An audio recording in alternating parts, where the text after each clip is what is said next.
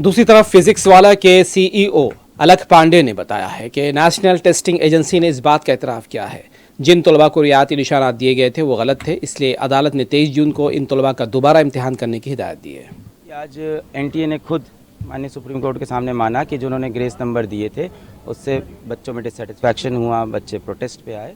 कहीं ना कहीं उन्होंने माना कि पहले कभी ऐसा नहीं है, पहली बार किया है, तो उन्होंने माना कि इसको हम हटा देते हैं ग्रेस नंबर को। हमारी 7 दिन से ये लड़ाई चल रही थी कि पहली बार आपने कैसे ग्रेस नंबर दे दिए, किस बेसिस पे आपने सोच लिया, बिना किसी को इन्फॉर्म किए, और आपने जब रिजल्ट आया तो बताया नहीं।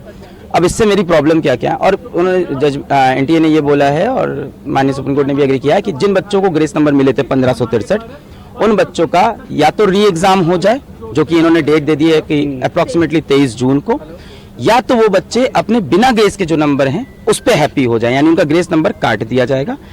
ठीक है, अब री एग्ज़ाम हो उन बच्चों का जो देना चाहते हैं 1563 में से, और जो नहीं चाहते हैं उनका ओरिजिनल स्कोर रहेगा। फिर रैंक पूरी शफल हो, उसके बेसिस पे काउंसलिंग हो। पर इसमें मेरे कुछ पॉइंट्स हैं, 3 पॉइंट्स हैं मेरे। सबसे पहला पॉइंट ये है कि आज एनटीए 7-8 दिन बाद आके माननीय सुप्रीम कोर्ट के सामने खुद एग्री करता है कि ग्रेस वाला जो पूरा हमने जो किया है ये गलत है, इसको हटा देते हैं। कहीं ना कहीं एग्री किया। सवाल ये उठता है, ग्रेस देके क्या उन्होंने खुद बताया था? नहीं बताया था। जब हमने 719 स्कोर पकड़ा, 720 तब बताना। तो क्या एनटीए और भी ऐसे बहुत चीजें करता है जो हमें पता नहीं चलती? क्या और डिस्पेरेंसीज है जो एक बार हमें अंदर घुस के देखनी चाहिए?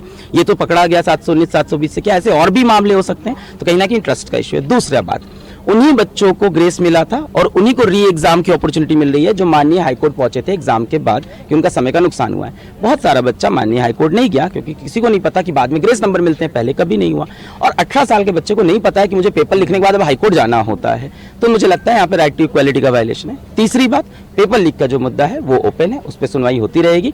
और आज माननीय सुप्रीम कोर्ट में जजेस ने खुद बोला कि मान लेते हैं काउंसलिंग हो गई, मान लेते हैं एडमिशन भी हो गया और तब कुछ प्रूफ होता है तो we have all the powers to revert everything.